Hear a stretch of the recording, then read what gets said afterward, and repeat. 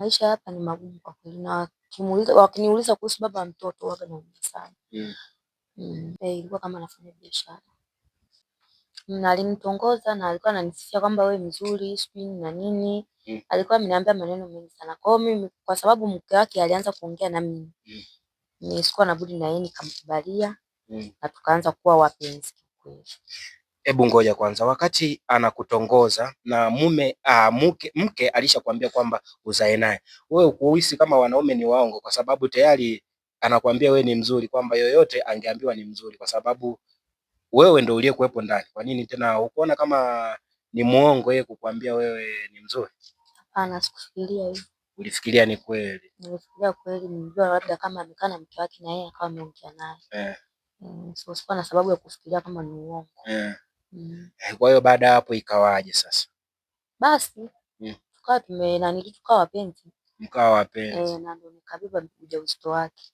Hivi ina maana kwamba mlifanya mara moja tu ukapata mimba au ilikuwaje? Tupitishe hapo kwamba zile moment, kwamba ina maana ilikuwa ni mara moja tu ukapata mimba au ilikuwa mmeshakuwa na mazoea sasa ameshakuwa kama mpenzi wako? Haikuwa mara moja. Ilikuwa mara nyingi. Na wakati huo sasa mnafanya hivyo, mnakuwa tuseme mnashiriki tendo la ndoa, mlikuwa mnatumia chumba gani na kwenye hiyo nyumba au mlikuwa mnaondoka? Saa nyingine ilikuwa chumbani kwangu, siku nyingine ilikuwa ananitoa out. Na wakati mnatoka out, anakutoa out, mama mwenye nyumba mlikuwa mnaenda nao au mlikuwa mnaenda wawili tu? Hapana, tulikuwa tunaenda wawili. Kwa hiyo wakati mnaondoka mama mwenye nyumba alikuwa anasemaje? Kuna muda alikuwa hajui kabisa kama tunatoka. Alikuwa hajui. Kwa kuna muda mlikuwa mnajiiba tu kwamba asijui. Tulikuwa tunatoka tu. Okay, sawa. Na baada ya kuwa hivyo, umeshakuwa na mahusiano, ulijijuaje kama we ni mjamzito? Kuna mabadiliko mwilini. Ulianza kuona mabadiliko.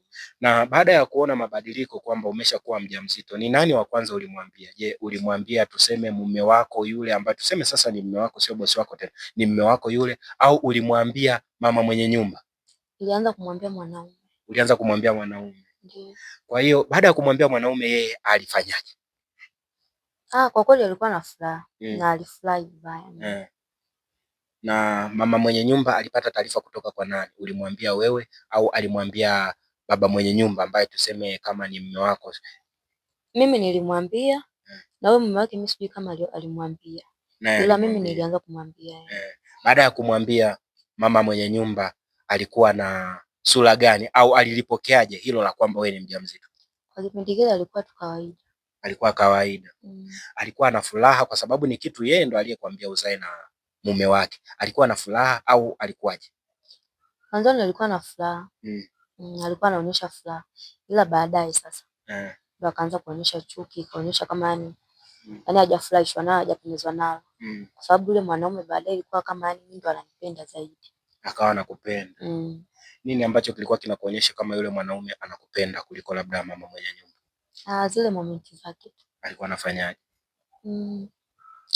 Yaani mazawadi alikuwa mengi. Yaani muda mwingi yuko na mimi. Zawadi gani ambao mpaka leo unaikumbuka ambayo alikupatia?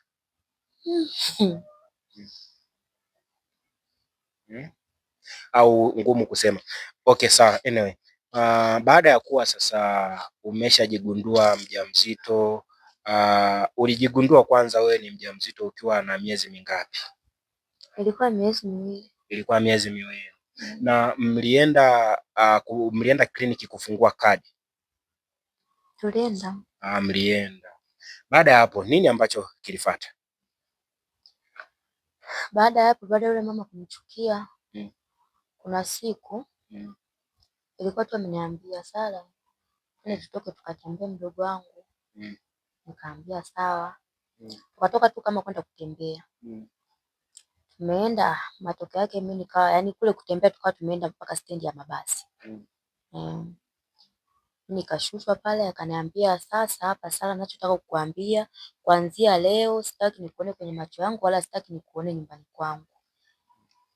Ili gari ndio utakalopanda kuondoka nyumbani kwenu.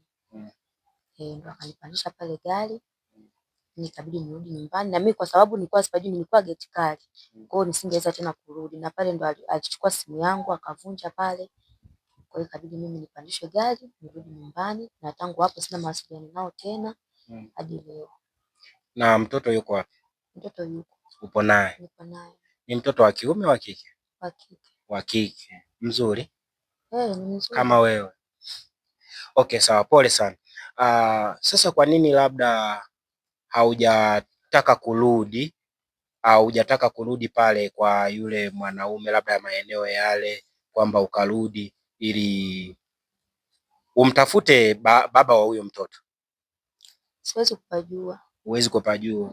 Na umefukuzwa, uliondolewa katika mazingira hayo, kwamba ulipakiwa tu kwenye gari mpaka ukapelekwa stendi. Labda mume yule unahisi amehusika katika swala la wewe kuondoka, yani kuondolewa pale? Sidhani kama anahusika. Kwani maisha ya pale kwenu ambapo ulikuwa unafanya kazi yalianza kubadilika, yani ulianza kuona nini ambacho kilianza kukuonyesha kama yule mama amebadilika, sio yule wa mwanzo? Alikuwa ananichukia sana. Kukuchukia kwake, nini ambacho kilikuwa kinakuonyesha anakuchukia? Ilikuwa yani alikuwa hayuko kama zamani. Tulikuwa tunaishi zamani.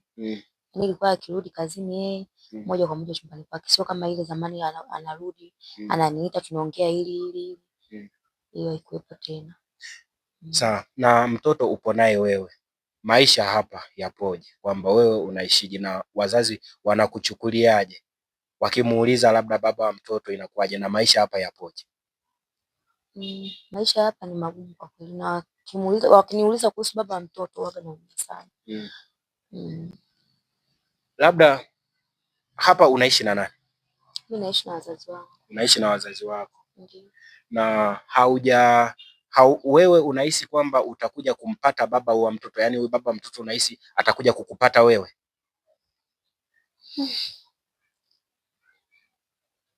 Sina uhakika. Kwa nini? Sababu sina mawasiliano naye. Hauna mawasiliano naye? Yeye ina maana ndo unasema simu yako ilivunjwa. Kwa nini sasa usifanye kurenew ile line yako, pengine anaweza akawa anakutafuta? Line walinisajilia wenyewe, kwa hiyo sina uwezo wa kurenew. Kwa line walikusajilia wenyewe. Pole sana, ni changamoto nzito. Mtazamaji wangu, kama unavyomuona huyu binti, ni changamoto nzito sana, ni jambo ambalo linasikitisha na kuhuzunisha, kwa sababu hapa alipo ameachiwa mtoto ambaye mtoto huyo anashindwa kumtunza, lakini mtoto huyo baba yake ni tajiri, ni mtu mwenye hela, ni mtu mwenye hela sana, ambaye angeweza kumsaidia, lakini scenario ambayo ilimkuta ndiyo hiyo ambayo ameisimulia. Sasa kwa hiyo wewe, kubwa zaidi ambacho unatamani umpate baba wa huyu mtoto? Ndio, natamani nimpate baba wa mtoto. Mwanangu awe na baba yake. Lakini nikikurudisha mwanzo wa story, ulisema kwamba kule Dar es Salaam ulipelekwa na dalali. Kuna mtu ambaye nilikuuliza alikuwa ndugu, ukasema ni dalali. Kwa nini usimtafute yule dalali, labda pengine anaweza akawa na mawasiliano ya yule baba ambaye ulikokuwa unafanya kazi? Yeye pia hana mawasiliano. Hana mawasiliano. Ina maana alikuwa hawajui? Na yeye mwenyewe aliagizwa pia. Ulijaribu lakini kumuuliza?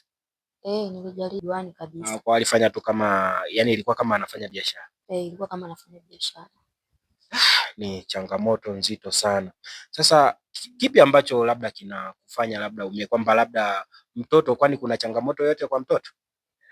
Changamoto zipo kwa sababu mtoto anahitaji mahitaji mengi. Na hayo mahitaji yanahitaji hela, na mimi hela sina. Alafu ukizingatia yeye familia yake ni ya tajiri, baba yake ni ana hela. Alafu nikiangalia na maisha tunayoishi huku huwa naumia.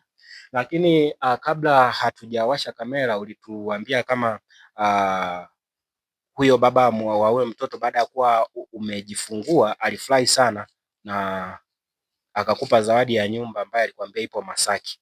Labda hiyo nyumba ulibahatika kuiona? Hapana. Au kubahatika kuiona? Ndiyo. Kwa nini?